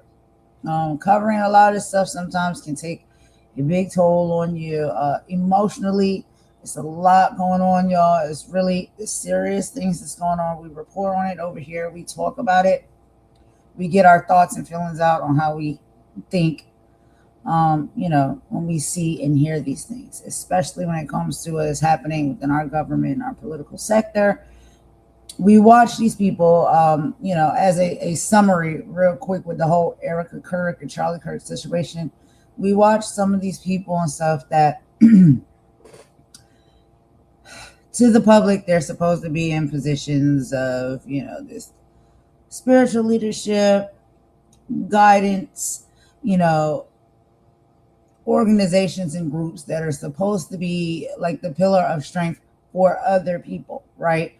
That look up to them as role models, look up to them for hope and strength, advice and leadership. And, sometimes, I don't know, it's just, we're seeing now that when you take on those positions and you are in those places, it seems to be one of most of the easiest places to take advantage of people, but also of the situation for your own personal gain and whatever it is that you may be looking to gain, which we see when it comes to a lot of these people is very much monetary. It also is, fame, popularity, things like that. And so we can't be sure. Like Candy said, which I thought was, I couldn't agree more. And I understand that we can never really speak on how someone else grieves, and how they decide to grieve and what they decide to do in their times of, mourning. But it is quite questionable. A lot of the things that played out and happened as we watch the reports on them and listen to the reports on them have been quite questionable. So I don't know, y'all. these reports will continue to come out. I'm pretty sure people are still looking into this and following it very closely. They're watching her very closely. We have to remember, I did do a video and I did do some content where we did see MAGA Minaj. She was over there with Erika Kirk. That's questionable. That makes you raise an eyebrow. And it's just a lot of things is very strange. It's just like, I don't know. I do think that a lot of stuff, it almost makes you feel like we are living like in the Twilight Zone. Like stuff is very strange and weird. It's giving very much sci-fi these days. We can't really be sure, right? But hey, to each its own. Okay, so let's go ahead and take this quick song break. After the song break, we'll be back with our final video, like I said, from the niece of Donald Trump. She will be speaking out, and giving us a little bit more Donald Trump's character and who he is. So we'll get into that in just a moment. Let me go ahead and get this song in real quick, and I will be right back. I'm gonna get me a sip of water because my voice is starting to go out. So I really do apologize for being hoarse and clearing my throat, y'all. I know that's not the best sound to hear when someone's doing the live. So I do apologize for that. But yeah, let's take this song break and I'll be right back.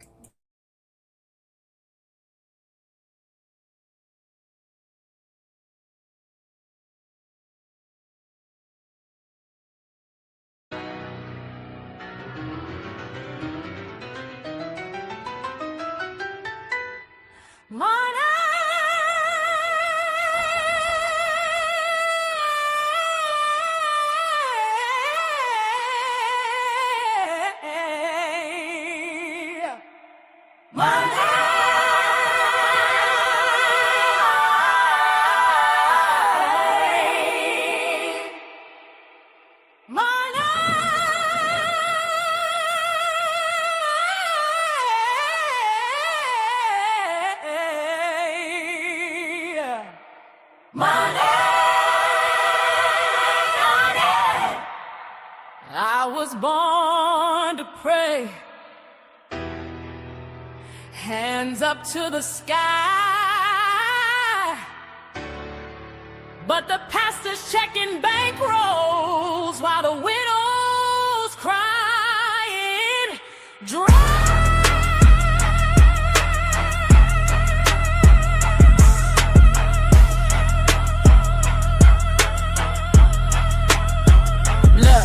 Check the ties, check the pews, check the greed. Building gold-plated cathedrals while the hungry never feed. Dresky called it out, yeah, he put him on the blast. Touch a guy's skit, now the joke is gonna last. They don't care about the spirit, they don't care about the word. Just a bounty on a blessing, man, it's truly quite absurd. Getting paid by the sea, yeah, they stacking up the vault. While the broken-hearted people think the struggle is their fault. It's a business, it's a racket, it's a holy coded game. They'll sell a miracle water just to glorify the name. He needs a gold stream for the Lord. For the love of money, the mega church is moving through the night. For the love of money, they're trading salvation for the light. For the lean, lean, green, green. The congregation's all they need.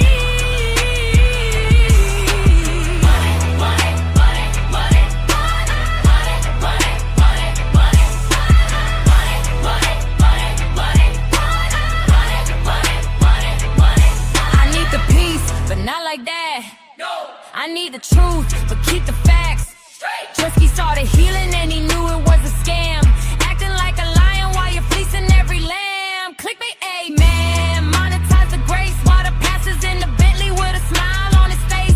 They getting paid to preach, I'm getting paid to speak. The theology is greedy and the spirit is weak. Check the tax exemption, check the front row line. The greed in the pulpit's gonna drive us out our minds. Sowing seeds for a bonus, that's a soul-crushing crime. I'd rather have the truth, stop trading the pews for the pockets of our youth.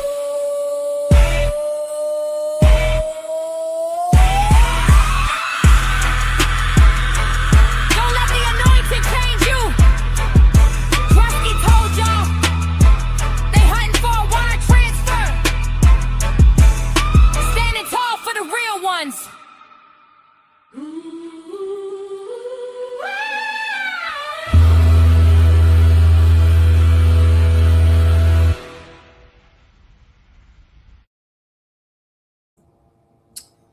All right, y'all. So let's go ahead and get into this final video for the evening. Let me go ahead and get this up on the stage for y'all. We can take a look at this one. This is from MS Now. This is a news report. And so this is actually, like a sit down as well with Donald Trump's niece. And she had a lot to say about Donald Trump and, who he is, why he moves and acts and operates the way he does. And tries to explain some things further for people who may not really fully understand this man's personality and why he is the way he is and does the things he does. So she gives us an inside look, being a family member, a close family member. And so let's go ahead and listen to some of what she has to say when it comes to Donald Trump. Let's go ahead and get into it.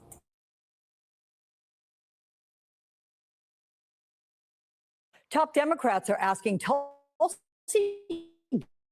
Gabbard to explain why she attended an FBI raid in Fulton County when agents seized ballots related to President Trump's 2020 election defeat. Here's what the president said when asked to explain. Mr. President, what was Tulsi Gabbard doing at an election center in Georgia today? She's working very hard on trying to keep the election safe, and she's done a very good job. And they, as you know, they got into the votes. You got a signed judge's order in Georgia, and you're going to see some interesting things happening. They've been trying to get there for a long time. Joining me now is our friend, author and psychologist Mary Trump, also President Trump's niece. She hosts the Mary Trump Show podcast, and she's written books about how Trump's childhood shaped his first presidency. Welcome, Mary. Can you tell me what your uncle means by trying to keep the election safe, and what is he suggesting is yet to come?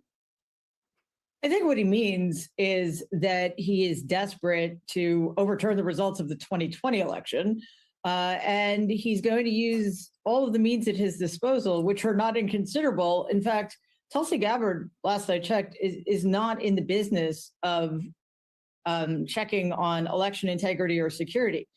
I think that the bigger mission here for Donald is to undermine the American people's faith in free and fair elections. This is something he's been engaged in for years now.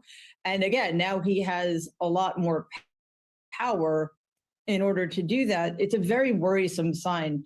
Tulsi Gabbard is the director of national intelligence. So unless they suspect some foreign interference that didn't benefit Donald in 2020, she has no business being there. And I think the American people do deserve answers about that.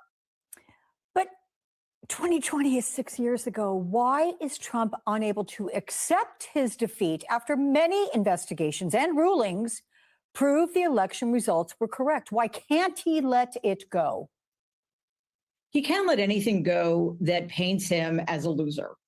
And even though he's back in the Oval Office, even though he has more money now because of the corruption in the Trump regime, it's never enough. And I've written about this, and it's fascinating to me how it continues to be true, but it's becoming increasingly true. The more power he gets, the more wealth he amasses, the more he looks back to engage in revisionist history in order to convince himself and everybody around him that he actually won everything. So I think it's pretty simple, actually. Donald is a deeply insecure person. And in my family, being a loser was literally the worst thing you could possibly be. It was deserving of humiliation and worse. So he is still trying to rewrite that narrative to protect his fragile ego. So, as you know, this week, he did actually file a lawsuit against the IRS, and it seeks a $10 billion taxpayer-financed payout over the leaking of his tax returns some years back. And last October, he also demanded $230 million from the Justice Department as compensation for the federal criminal investigations that he faced after losing in 2020. What's this really about? I mean, you mentioned the money. Is that what it's all about? Yes. It is indeed, because Donald, it's never, as I said, it is never enough, because going back for decades, money is the only thing that gives people in my family a sense of self-worth. So the more you're worth financially, the more you're worth as a human being. And he has a very, very deep void that he's trying desperately to fill and money is his preferred way to do that. Of course, it's not going to work because we see these lawsuits becoming increasingly frequent, and the numbers are getting bigger and bigger. And he doesn't let anything go ever, even if he has indeed won, in a sense. Like, I defy him to prove what his damages are. He's back in the White House. He's making money hand over fist.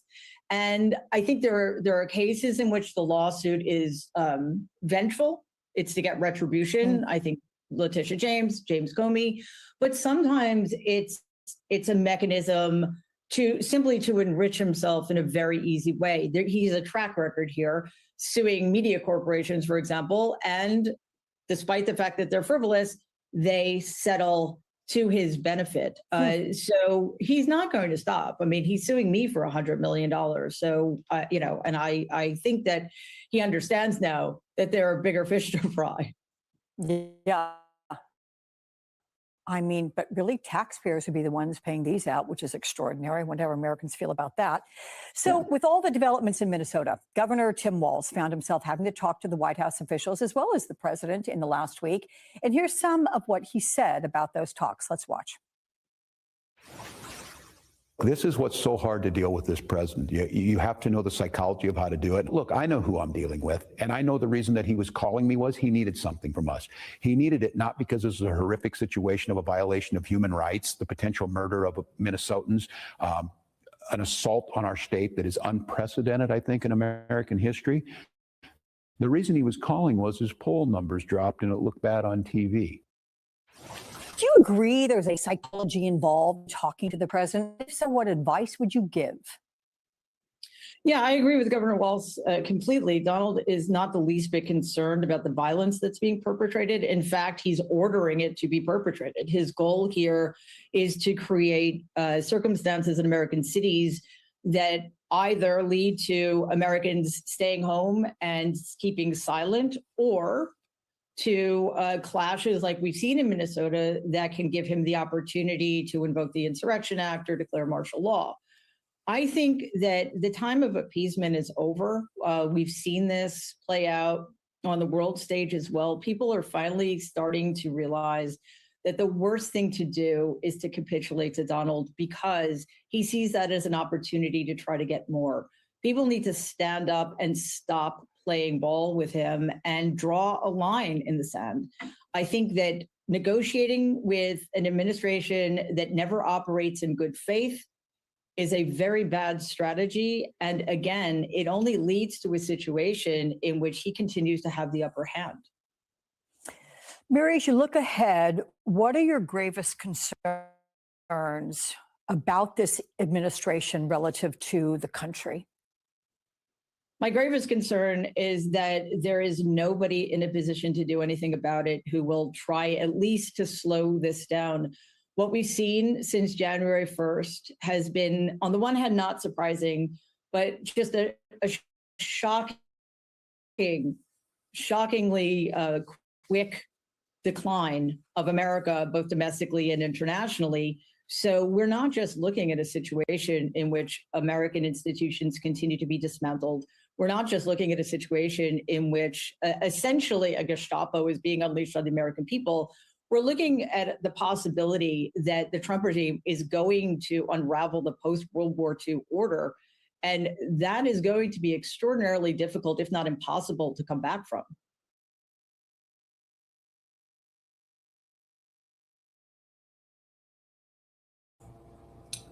All right, y'all. So there we have it. You heard that. Just about everything she said is like, it makes absolute sense. I agree with all of it, and when we're talking about power and money, this is what is driving a lot of people to do the things that they do, with no integrity, no empathy, no feelings at all, based off of the decisions that they make and the havoc that they wreak on other people. It comes from a selfish place. These are people that want what they want, and they want it now. It's my money and I need it now. Well, it's not really their money, but it's the money that they want. It's the things that they want.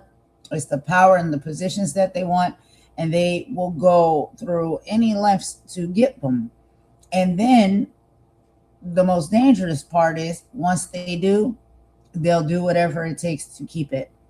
And so we're seeing a lot of this play out and pan out, not just within our government, our political system, but all over. I'm pretty sure there's people who would bear witness to this in their workplace where they go. There's probably, characters or associates in your workplace that you probably see every day that move and operate that same way. They will throw you under the bus.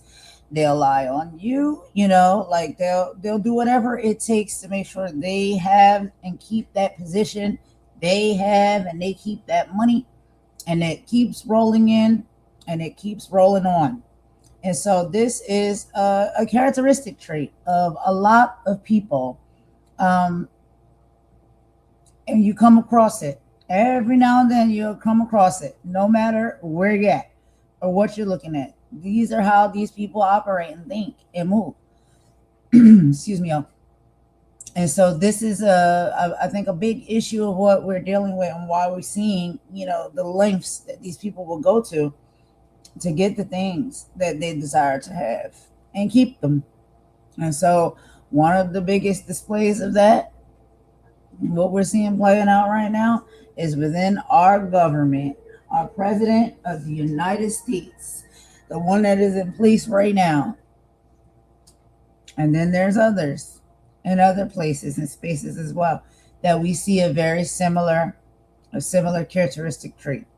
So y'all let me know what y'all think. Y'all can drop down in the comments below. We're going to go ahead and wrap this up now. This is all I got for this live this evening. I hope y'all enjoyed it. I hope we, share this information together and talk together or whatnot, and have these conversations that really shine a light on what is truly going on, making sense of it and putting the pieces together and having the hard conversations. But we're going to end it with a bop per usual, y'all. I'm going to see if I'll be back tomorrow. I'm not sure. I might. We got a snow day here, so we may have a play day in the snow with me and my son. Might take him out there and just take tomorrow off from some of this content and coverage. Because, like I said, sometimes it can be a lot. But, I enjoy it. So we'll see. I may be back tomorrow. I may not. But I will talk to y'all on the next live. So thank you very much for listening in.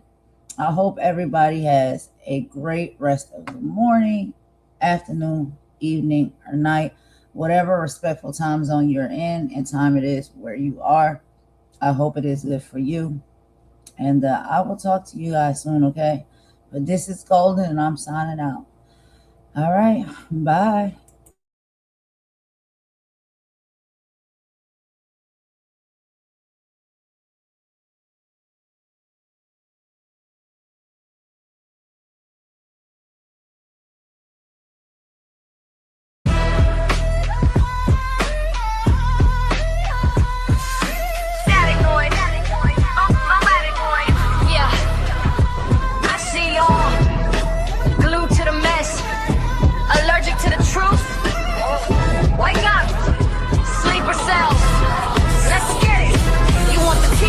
Beef, you want the who said what, but when the blood is in the street, you keep your big mouth shut. You run the numbers up for clicks on every toxic lil, but skip the stream about the kids who barely can survive. You're addicted to the circus, dancing for $1 bill, while experimenting on us, popping every kind of pill. Algorithm got you trapped, a digital lobotomy. You'd rather watch a dummy tech than learn about autonomy.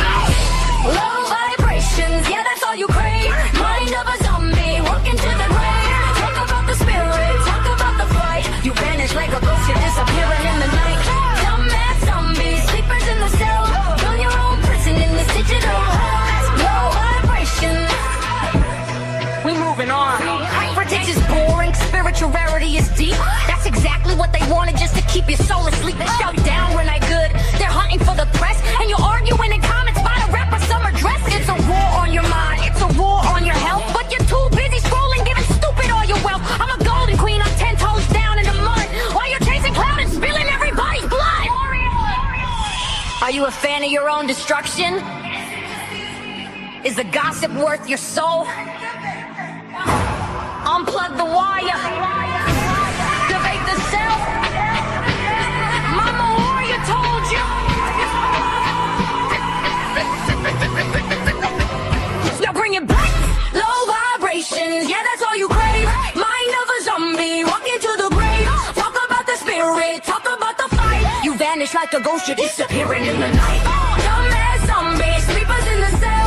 Feel your own prison in this digital hell. Let's go. Vibrations. Yeah.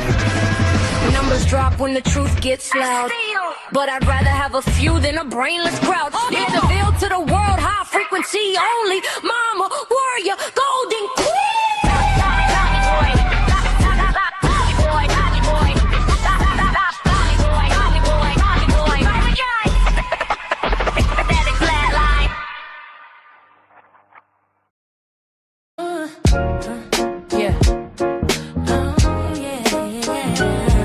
You tuned into the right place.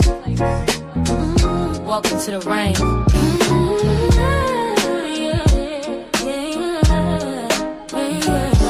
Golden Queen. H2.0. Let's get it. You're looking for a diamond, found a treasure in the rough. Tired of all the noise, cause you finally had enough. I'm here to build a movement on a mission for the nation. Dropping gems of knowledge, killing all the hesitation. We fighting for the truth, yeah, we fighting for what's right. Building unity and shining up a brand new light. It's a variety channel, but the vision's crystal clear. Pushing us all forward, conquering the doubt and fear. Yo, welcome to the Queendom. H2.0 on your screen, with the content's real and smart and funny in between. This is more than just a stream, it's a platform for the change. Time to elevate the game and rearrange. So if you're ready for a vibe that you can feel and trust, joining in the movement is a definite must. This ain't just another channel talking smack behind the screen. It's a spotlight for the creators, building up of the scene. Spreading radical love, that's the message in the code. Helping everybody carry up a heavy load. From social justice issues to the laughter that we need. Planting seeds of progress, watch them grow from just a seed. This is authentic, this is raw, this is everything you saw. Welcome to the battle that is truly being fought. Oh, so come with your respect and see the real effect. Cause I protect my own right here on the throne. Don't make me unleash the dragon. You've been warned.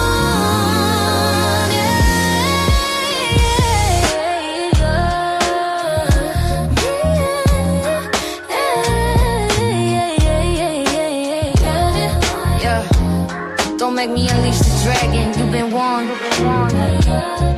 Yeah. Don't make me unleash the dragon. You've been warned. Yeah. Yeah. Golden Queen H2.0.